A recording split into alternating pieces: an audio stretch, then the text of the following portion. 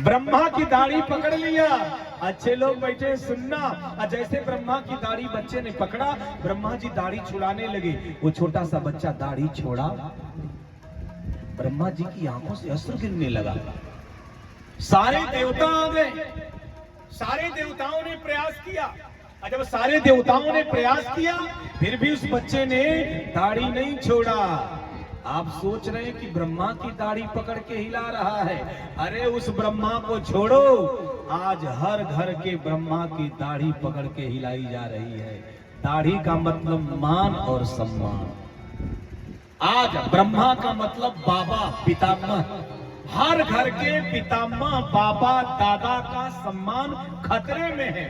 तथा कथित पढ़े लिखे लोग, वेल क्वालिफाइड लोग, जो बड़ी यूनिवर्सिटी से अच्छी अच्छी बड़ी बड़ी डिग्री लेकर के आते हैं, वो लोग अपने मान और सम्मान को रखते हुए अपने घर के दादा और बाबा के मान सम्मान को वाट लगा रहे हैं। हर ब्रह्मा घर का रो रहा।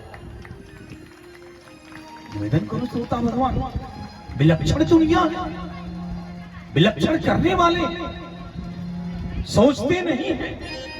एक पति पत्नी के दो बच्चे, दोनों को पढ़ाया लिखाया, सरकारी एम्प्लॉय हो गए, अधिकारी हो गए बच्चे, विवाह हो गया, बाहर रहने लगे। अचानक पिता को हार्ट अटैक हुआ। सच्ची घटना, पिता एक्सपायर कर गया, शांत हो गया, पिता मर गया। बच्चे आए, अंतिम संस्कार कर दिए। अभी बाप की 13 ही नहीं बीती, दोनों बच्चों ने संपत्ति का बंटवारा कर दिया। घर बट गया, द्वार बट गया, बाग बट गया, खेत बट गया, खलिहान बट गया, फैक्ट्री बट गई, बैंक बैलेंस बट गया, सब बट गया। जैसे धनगांवा क्षेत्र के बगल के अगल बगल क्षेत्रों में ये कथाएं हर वर्ष घूम के 84 गांवों में 4 प्रखंडों में बारी बारी होती रहती हैं। अच्छे लोग हैं, कराते रहते हैं। अन्यथा आदमी बढ़िया ऑर्केस्ट्रा करा सकता है, बड़ा नृत्य कराता है, कथा वही कराता है जिसके ऊपर परमात्मा की बड़ी कृपा होती है। बिना उनकी कृपा के नहीं हो सकता।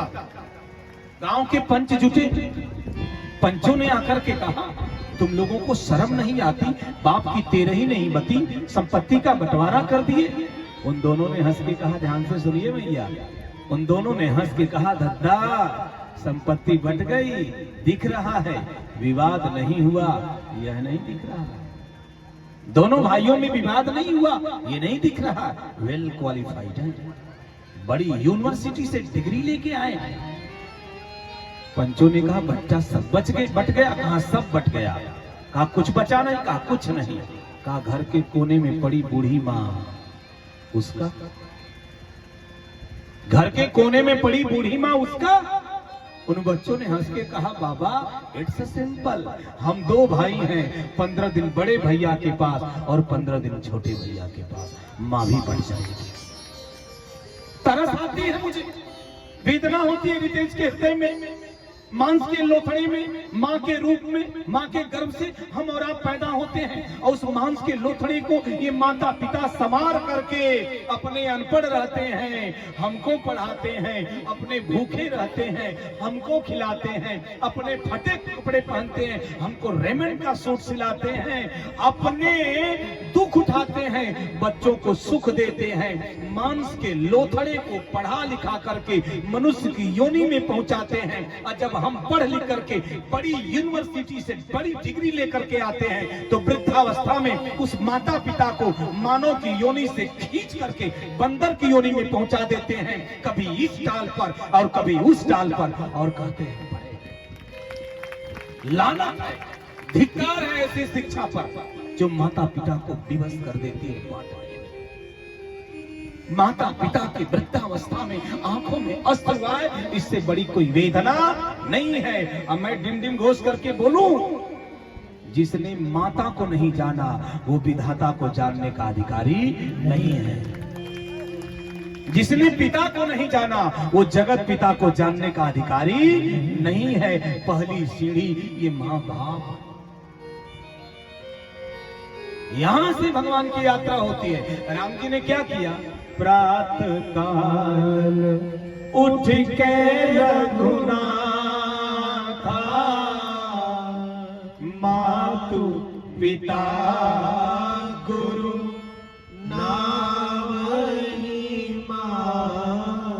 मातृदेवो भव, गुरुदेवो भव, पितृदेवो भव, ये परंपरा रही। सारे देवताओं ने छुड़ाना चाहा, दाढ़ी नहीं छुड़ी। पता लगाया गया किसका बेटा है, पता चला भगवान शंकर का है। शंकर जी को बुलाया गया। शंकर जी जैसे आए, हाथ में लिए, बच्चे ने दाढ़ी छोड़ दिया। सारे देवताओं ने शक्ति दिया, सारे देवताओं ने ऊर्जा दिया, आशीर्वाद दिया। इतना ऊर्जावान हुआ, इतना आशीर्वाद और वरदान पाकर के शक्तिशाली हुआ। वही बड़ा होकर के दुनिया का बहुत बड़ा आताताई हुआ, जिसका नाम जलंधर हुआ। जिसका नाम जलंधर हुआ अकॉर्डिंग टू शिव महापुराण। मानस में भी तुलसीदास ने थोड़ा सा हिंट किया है। एक कलप सुर देखी दुखारे, समर जलंधर सन सब वो जलंधर इतना बड़ा आतंकवादी हुआ। सारे देवता मुनि कीट मतंग पतंग विरक्त सन्यासी महात्मा पुतात्मा विमलात्मा सब त्रस्त हो गए। सबकी आंखें अस्त्रपूरित हो गई। त्राहिमाम त्राहिमाम त्राहिमाम करके भगवान शंकर के चरणों में पहुंच गए। भगवान शंकर ने कहा क्या हुआ? देवताओं ने कहा आपके पुत्र ने किसी को जीने का हक जो दिया गया है उसको भी रहने नहीं दिया, छीन लिया, कोई शांति से नहीं जी रहा है। शंकर जी ने कहा मेरे पुत्र ने? कहा हाँ। कहा कौन? कहा जलंधर। शंकर जी बोले मेरा पुत्र जलंधर? हाँ। शंकर जी ने बड़ी गजब की बात कहा। शंकर जी ने कहा अगर मेरा ही पुत्र दुनिया को कष्ट दे रहा है तो मैं शंकर अपने पुत्र के अत्याचार को, भ्रष्टाचार को, दुराचार को, पापाचार को, व्यभिचार को समूल नष्ट कर दूंगा। इतना कह करके हाथ में शंकर जी ने त्रिशूल उठाया। और जैसे त्रिशूल उठाया मानो तुलसीदास लिख रहे थे। तुलसीदास ने शंकर जी को देखा और वो रूप खींचा। रुद्राष्टक में लिखा ये कौन है? करालम महाकाल कालम कृपालम गुणागार संसार पारम तो भगवान शंकर कौन? बोले महाकाल। अब ध्यान दीजिएगा, भगवान शंकर कौन?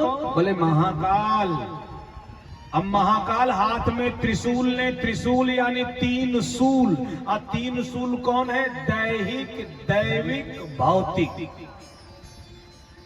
जो दैहिक, दैविक, भौतिक तीनों तापों को अपने हाथ से नियंत्रित करके अपने कंट्रोल में रखता है, उस देवता का नाम देवाधिदेव।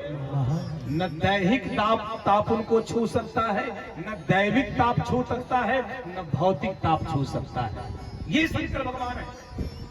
अच्छा एक बात पूछूं आपसे श्रोता भगवान, अगर शंकर जी महाकाल किसी को मारना चाहे, जोर से बोलिएगा, महाकाल किसी को मारना चाहे वो जिंदा रहेगा कि मर जाएगा? जोर से बोलिए। आप नहीं जानते हैं क्या होगा? भगवान महाकाल किसी को मारना चाहे वो मरेगा कि जिंदा रहेगा? मरेगा। यहाँ भगवान शंकर त्रिशूल लेकर के जलंधर को मारने जा रहे हैं। जैसे आमना सामना हुआ, बाबा तुलसी लिखते ये तो शंभु किन्न संग्राम अपारा, परिणाम तनुज महाबल मरई न मारा। भगवान शंकर ने अपार युद्ध किया, लेकिन युद्ध में जलंधर मारा नहीं गया। और उसको इनडायरेक्ट नरेशन में कहें तो भगवान शंकर युद्ध में जलंधर से हार गए, घुमाकर कहा जाए तो भगवान शंकर जलंधर से युद्ध में हार गए। और जब जलंधर से युद्ध में भगवान शंकर हार गए, निराश हुए और निराश होकर के सारे देवताओं के साथ क्षीर सागर की तरफ बढ़े। एक बात बताओ, जिस भगवान शंकर का ध्वज तीनों लोक में फहरता है, जिस भगवान शंकर के तले देवता, कीट, मतंग, पतंग, दानव, नाग ये सब दंडवत रहते हैं, जो कहीं नहीं हारे भगवान शंकर, वो कहां हारे? अपने बेटे से हारे। भोजपुरी में एक कहावत है, जे केहू से ना हारेला वो अपने जमले से जनमली से, जे केहू से ना हारेला वो अपने जनमले से हारेला, वहां कुल बुद्धि फेल हो जाए। वही शंकर जी के साथ हार गए। जब हारे तो सारे देवता कहां पहुंचे? क्षीर सागर में। त्राहिमाम त्राहिमाम त्राहिमाम, हाथ उठा करके त्राहिमाम त्राहिमाम करते हुए भगवान विष्णु के चरणों में लेट गए। भगवान विष्णु योग निद्रा में आंख खोले। अरे आप सब क्यों आए? देवताओं ने कहा, शंकर जी का एक पुत्र है जलंधर, किसी को जीने नहीं देता। शंकर जी ने युद्ध किया। भगवान ने हंस के कहा, तो जलंधर मार दिया गया होगा। देवताओं ने कहा, मारा नहीं गया। बोले तब क्या हुआ? बोले भगवान शंकर जलंधर से हार गए।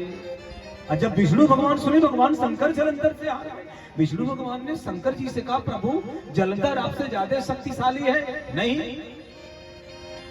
जलंधर आपसे ज्यादा विद्वान है? नहीं। जलंधर आपसे ज्यादा शक्तिमान है? नहीं। बोले फिर क्यों हार गए? शंकर जी ने कहा, यही तो मेरी भी समझ में नहीं आ रहा, मैं क्यों हार गया? विष्णु जी ने मुस्कुरा करके कहा, जानते हो भगवान किस लिए हार गए? बोले किस लिए?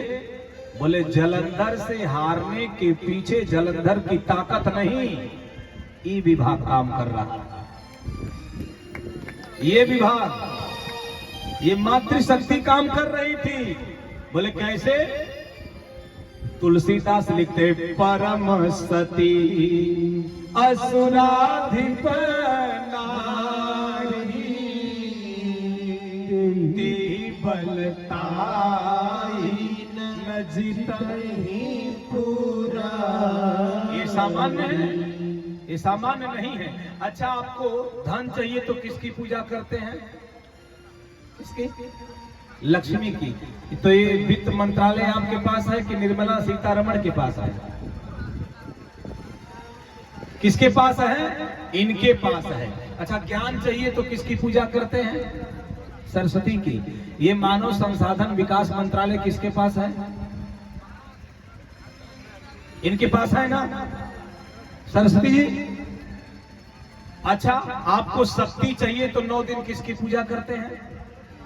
इसकी दुर्गा जी की। यानी ये भी विभाग इन्हीं के पास। हम लोगों के पास न अर्थ है न वित्त है, हम लोग चारों पांव चित्त है। हम क्यों कहें? आप कहो। सब इनके पास है। इतनी चालाक हैं, गजब के विलक्षण। अगर आप शहर में कमाते हैं, शाम को आएंगे और जैसे श्रीमती जी से कहेंगे पैंट है, वो जाके टांग देंगे। आप बाहर चले गए, ससुर का कुर्ता है, हाथ नहीं डालेंगे। भसुर का है, छुएंगी नहीं। देवर का है, 2-4 रुपए निकाल लेंगे। और अगर उनका है, इतना जोर से हाथ डालेंगी कि पॉकेट फट जाएगी। पर्स निकालेंगी और 10,000 है, 5,000 ट्रांजैक्शन, 5,000 अकाउंट ट्रांसफर, इधर से उधर। फिर पर्स रख देंगी, बताएंगी भी नहीं। गजब आए देविया। 5,000 खत्म। दूसरे दिन आप पहुंचे पीरो, पैसा निकाले, कुछ खरीदना है, 5,000 गायब, भागे वहां से। आप माँ से नहीं पूछेंगे, श्रीमती जी से पूछेंगे, कहो जेबिया में 10,000 डाला, 5 है। कितनी दबंग है, रखी भी है। वो कहेंगी जब विश्वास नहीं तो हमारे पास मत दीजिए। रख भी ली और दबंगई भी। अब आप बेचारे क्या करेंगे? 5,000 गायब है, रात को भोजन नहीं करेंगे, जानेंगे जब भोजन नहीं करेंगे आप तो पहुंचेंगे, ए जी चलिए जे लीजिए, हटिए भूख नहीं है, 5,000 गायब है। जब समझ जाएंगे भोजन नहीं होगा तो बड़े प्रेम से बोलेंगे तो हमारा के पैसा रुपया करना जरूरत बका, तो आप जान जाएंगे घर ही में माल है, मामला इधर ही है, घबराने की जरूरत नहीं है। इसी तरह पैसा इकट्ठा करते करते जब 1 लाख हो जाएगा, 2, 4, 10, 15, 20 हजार हो जाएगा, 50,000 हो जाएगा, तो साल भर में एक त्योहार आता है रक्षाबंधन। 5 दिन पहले में से बोलेंगे ए जी भैया का फोन आयल है ना, कहते नहीं कि बहनिया राखी बांधे ना आईबू। कौन पति है जो भाई बहन को मिलने से रोकेगा? अब आगा जाओ, जैसे जाएंगे वो पैसवा अपने परसवा में डाल के माई के खट पहुंच जाएंगे, और उसी पैसे का कान में का, नाक में का, हाथ में का, उंगली में का बनवाएंगी। अब 5-6 दिन बाद